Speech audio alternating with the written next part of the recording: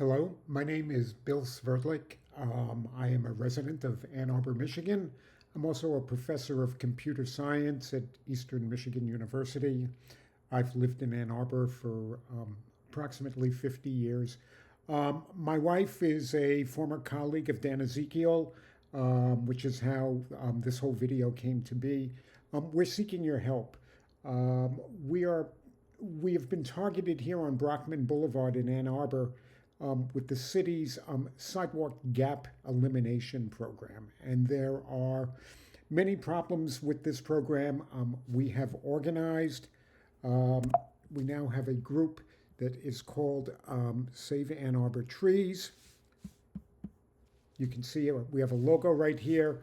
Hopefully, in the next few weeks, it may be up to a month, you're going to be seeing a lot of lawn signs out there like this. Anyway, we are soliciting the help and support of the Sierra Club. And Dan did invite me to come down to a meeting with you guys, but unfortunately, the meeting is taking place the same night that we're having our meeting of Save Ann Arbor Trees. We asked if it would be okay to submit a video that you folks could watch, and Dan thought that that would be fine. I'm going to try and keep this video short. I am not a videographer, so I hope you'll indulge me if the quality of this is not great. But let me explain to you what the issues are here. I do want to say that what we're trying to do here is organize something that goes much beyond our own street here on Brockman Boulevard. Um, but anyway, before I continue, let me show you some pictures of Brockman Boulevard here.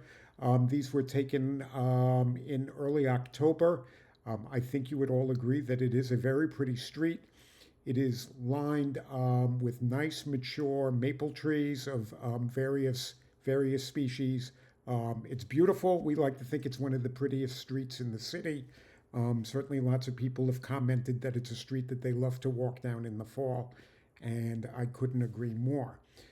Now, let me show you what it is that we are afraid of.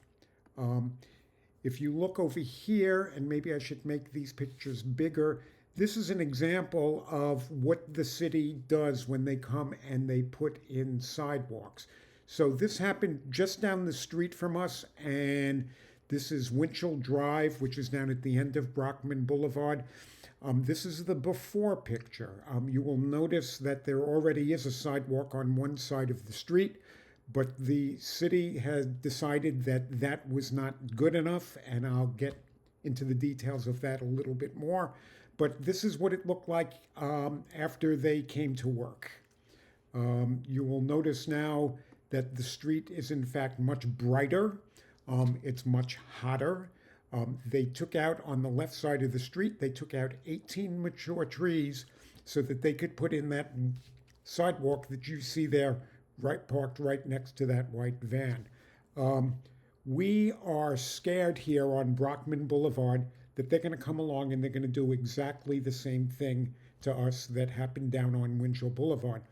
Please notice that on this particular stretch of Brockman Boulevard, there are sidewalks on neither side of the street currently. The city has said putting sidewalks in on one side of the street is not feasible. It's not part of their goals, their long-term goals. Again, I'll get to that later. They have to put sidewalks in on both sides of the street. You will note that all of these maple trees that you see here, these beautiful trees, are on what's called the public right-of-way, otherwise known as the easement, which means that the city very well may come in and take down every one of these trees. We're very frightened at the prospect of that happening. A couple of things that you should note about the city. The city has lots of long-term goals. One of their long-term goals is this project here that's called Vision Zero. Vision Zero was actually an idea that originated in Europe. It's now come over here to the States. You can certainly Google Vision Zero and find out lots of things about it. But it's basically the premise of Vision Zero, or the goal of Vision Zero, can be stated right down here, and you can see it in this highlighted thing here. Ann Arbor has a Vision Zero goal to eliminate fatalities and serious injuries resulting from traffic crashes by 2025. This is not meant as a criticism of the city, but I would like to just point out that we're not going to make that goal. Um, Sadly, if you look at the number of fatalities in the city over the past 4 years, they've actually been rising every year despite these goals here and the efforts that the city has made towards Vision Zero. I don't think that's the fault of the city. Vision Zero has not been working nationally, and it has been set as a goal in many cities in the United States, including New York City. Some of the biggest issues confronting Vision Zero is that Americans just love their big cars. So that getting hit by a big car is going to cause more fatalities than getting hit by a small one. And sadly, drunken driving is on the rise in the United States. So these are some of the sad facts about Vision Zero. The other goal that the city is big on is this goal of A20. And again, you can see down here, and by the way, these are all coming off of the city website. So this was adopted on June 1st, 2020. A20 is the City of Ann Arbor's plan for achieving a just transition to community-wide carbon neutrality by 2030. I do want to say that before I was informed that the city was coming to my street to put in sidewalks, I was not aware of any of these things. I couldn't tell you what ward I lived in. I couldn't tell you the mayor's name or my council representatives. I've only become aware of these things as a result of finding out that the city is coming. So this is certainly a very noble cause here, carbon neutrality by 2030. And we even come over here, perhaps you're not aware that the city has what calls its 10,000 tree initiative, which is that the city wants to increase the canopy of the city by 10,000 trees. I certainly support that initiative. I think it's great. The only problem that I have is that as I further investigate the city's Vision Zero plans for zero fatalities and their A20 plan for carbon neutrality, the implementation details seem to be in conflict with each other. That in trying to achieve one, they seem to be violating their goals in the other. So I want to return for a second to this notion of sidewalks and sidewalk gaps. The city, in trying to attain its Vision Zero of zero fatalities or injuries for motorists and pedestrians, has decided that they need to eliminate all of the sidewalk gaps in the city. Now you can see on this sheet in front of you here, and again, this is right from the city's website, that there are 442 miles of existing sidewalks in the city, and you can see that there are 139 miles of sidewalk gaps. So the city has a goal of wanting to fill in these gaps, 139 miles. But if you take a look down here at the bottom right of the graphic here, you can see how many miles of sidewalk gap they have filled in since 2013. You can see that 2022 was a particularly big year, and in 2022 they filled in 2.7 miles. That's 2.7 miles of about 140 miles of sidewalks. In 2023, that number went down to 1.4 miles. In 2024, it's 0.7 miles. So one thing that you can gather from this, since they've started this sidewalk gap elimination program in 2013, they're averaging about 1.5 miles of sidewalk gap elimination per year. The city acknowledges that at this rate, they are never, ever, ever going to fill in all the sidewalk gaps. If you take a look at this map on the left, you can see all of these streets highlighted in red are the streets that they have targeted for sidewalk gap elimination. So here, you can even see since 2013, they have filled in approximately 16 miles. They're not moving very fast. The city in 2020 had a millage passed. We're all paying a little bit more on our property taxes now to fund these sidewalk gap eliminations. What that means is as if the city's coming to your street, you're no longer going to get hit with a special assessment for several $1,000s. You've already paid for it, as has everyone else in the city, through an increase in your property taxes. This millage did pass. I have done a few inquiries, and I have found out that millages always pass in Ann Arbor. It really doesn't matter what it is. But what the city has done is that somehow they think that because this millage has passed, that somehow doing this kind of work, visioned right, pictured right here, is okay. They seem to feel that the city supports this kind of work right here. Now, what's going on over here?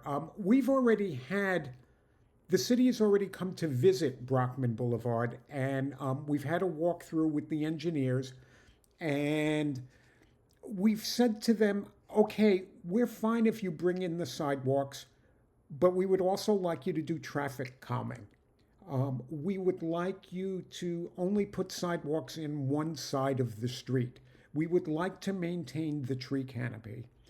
And the city's response to us is as follows: that if you want to do traffic calming, that is a completely separate budget, and you have to apply for it, and maybe you'll get it, but it's not going to happen at the same time as you put the sidewalks in. We've asked them, could they narrow the street? They've said that that's too costly. That's part of traffic calming. They can't do it. We've said to them, can you bump the sidewalks out into the street? In other words, instead of taking down those beautiful maple trees, can you instead build the sidewalks out into the street from the existing curb? Brockman Boulevard is 30 feet wide. It's a very wide street, and there's enough room to do it. They've said that they can't do that that's part of traffic calming, that it's too expensive. No, you can't do it. What they plan to do is they plan to come in. They said they will try to avoid some trees, but they're going to go up on the public right of way. In other words, what you thought was your front lawn really isn't your front lawn. The city owns about 15 feet of that frontage. For some people, that's not really that bad a thing, but for other people, it's horrible because some people have houses that are actually built very close to the street. So people who have spent, years on this street landscaping, have spent money on landscaping or put in their own sweat equity to build up a beautiful front yard, are now going to have it all dug up because the city is going to come in and they're going to put in their sidewalks. The issue here is the following.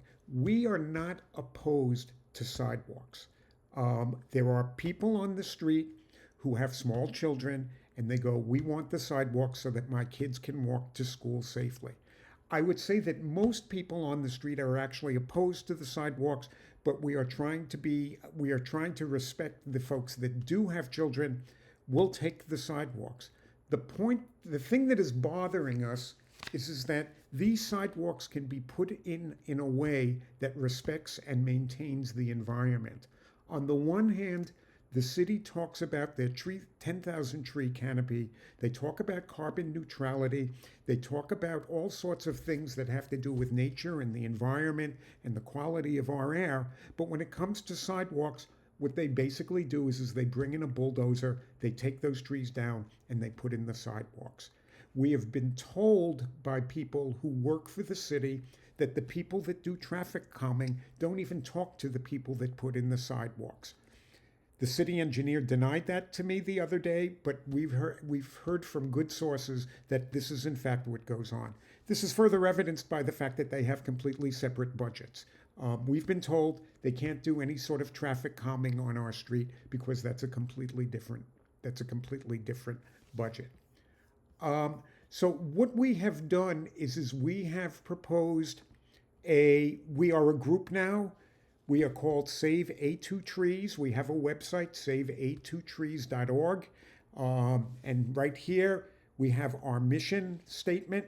We want to serve as a citizen-led effort to provide input and to influence the city in improving pedestrian safety using environmentally responsible practices, preserving tree canopy, and improving the overall streetscape. In other words, what we are saying here is that sidewalks are great. We love sidewalks, but sidewalks can be put in such a way that you don't have to destroy the trees and the ambiance of a beautiful street. We are a group.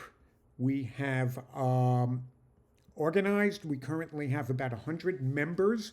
We're hoping to get our membership up much higher, and by all indications, this is going to happen. There are a lot of angry people in the city over the way that the city installs sidewalks. I've personally reached out to several other sidewalk installation targeted neighborhoods, and nobody is happy about the way that the city does this. So as we say here in what we believe, I think the key point here is that we must stop applying old school solutions to 21st century problems. Old school solutions often ignore what we now know about the environment and climate issues. We feel that there's a lot of local expertise here that could be called in that could do a much better job than the city has been currently doing. But I think the main point should be right here, the one that I am highlighting, and I will read it for emphasis. City departments must work collaboratively to develop best practices. Traffic calming, sustainability, forestry, and sidewalk departments, and yes, those are 4 separate departments of the city, should work as a team, not as separate silos. I find it amazing to think that the city would come in 1 year and they would put in sidewalks, and they might come in 2 years later and then do something about traffic calming. As an aside, I will tell you the city was here 2 years ago and resurfaced the street.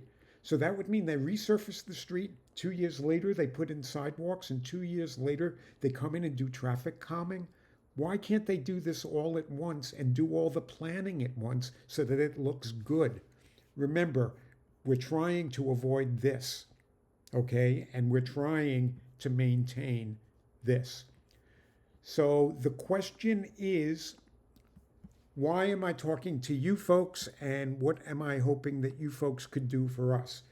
I see that there are a couple of things that you could do. One is that we have a petition, and certainly the more signatures we get on the petition, the more weight this will hold when we submit the petition to the city. We're asking the city basically to approach this project in a way that they have approached their project, for example, on putting up the new bridge at Gallup Park, or the way that they redid State Street. In other words, when those projects were done, they were done with the input from several different departments. They had more money that they put into the project. It wasn't done on the cheap.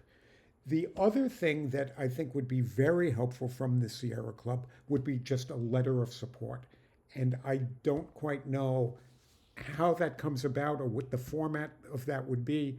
I don't know if that would be a letter of support from the leadership, from the chairman, from just individuals that have titles within the Sierra Club, or whether it could be a letter that speaks for the Sierra Club as a whole. Any of these things would be extraordinarily helpful, and we would be very, very happy to have any sorts of support like that we could get. I understand that there's politics involved here. I do have to say I've reached out to the Audubon Society, which is now the Nature Alliance and Bird Society, I think it's called, Bird Alliance.